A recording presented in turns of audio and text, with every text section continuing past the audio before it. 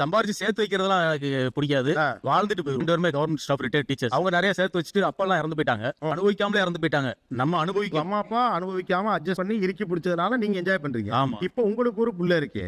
அது என்ன பண்ணணும்? அதை வந்து நாங்க நல்லா படிக்க வச்சிருவோம் சார். அவங்க வந்து படிச்சு முன்னேறி அவங்களா எல்லாமே சேர்த்துக்கணும். உங்க அப்பா அம்மா சொத்து சேர்க்காம போயிருந்தா உங்களுக்கு அதனால அந்த கஷ்டம் அவங்க பட்டதுனாலதான் நான் இப்படி என் குழந்தை கஷ்டப்படக்கூடாது. ரெண்டு பேரும் கஷ்டப்படுறாங்க. உங்க அம்மா அப்பா அடுத்து உங்க குழந்தை. அதனால நீங்க மட்டும் நல்லா தெளிவா இருந்திருக்கீங்க. ஆமா ஆமா. இப்ப 2 மொபைல் சார். எனக்கு ஒரு மொபைல், மிஸ்ஸஸ்க்கு ஒரு மொபைல். 1 மாசத்துக்கு ஒரு தடவை மொபைல் மாத்திக்கிட்டே இருப்பீங்க. அந்த லோன் முடிய மாத்திக்கிட்டே இருப்போம். இந்த பரீட்சையாக நீங்க வாங்கின போன் எவ்வளவு? 24,000 ரூபாய். 24,000 ரூபாய்க்கு வாங்கின போன 6 மாசம் கழிச்சு திரும்ப கொடுத்துட்டீங்க. கொடுத்துருவோம். எவ்வளவு எடுத்துக்கிட்டாங்க? 6,000 ரூபாய்க்கு எடுப்போம். அது போக 1 லட்ச ரூபாய் லோன் எடுத்திருக்கேன். காருக்கு வாங்கிருக்கேன். 4 லட்ச ரூபாய் கார். அதுக்கு வந்து டியூ கட்டுறதுக்கு நம்ம ஃபர்ஸ்ட் டியூக்கு அந்த 1 லட்ச ரூபாய் வாங்கி அப்படியே அது கொடுத்தாங்க. ஓப்பனிங்கா நம்ம ஃபர்ஸ்ட் போன காசே லோன். ஆமா லோன். அதுக்கப்புறம் மாசம் மாசம் இஎம்ஐ. மாசம் இஎம்ஐ 1% கூட அந்த கார்டு அமௌண்ட் இல்ல. மாசம் 17,000 ரூபாய் கட்டுறோம் சார். ஓகே. 17 9 26 எவ்வளவு மாசம் உங்களுக்கு? மாசம் நான் 12,000 ரூபாய் வாங்குறேன். மிஸ்ஸஸ் 40,000 ரூபாய் வாங்குறேன். அப்படி பார்த்தாலுமே இஎம்ஐ தான் எகுறுது. கொஞ்ச நாள் யூஸ் பண்ணிட்டு மறுபடியும் அவருக்கு கொடுத்துட்டு கடன் அடைச்சிட வேண்டியது. இத நீங்க ஜோக்கா பேசுறீங்களா? இல்ல யூஸ் பண்றதா சார்.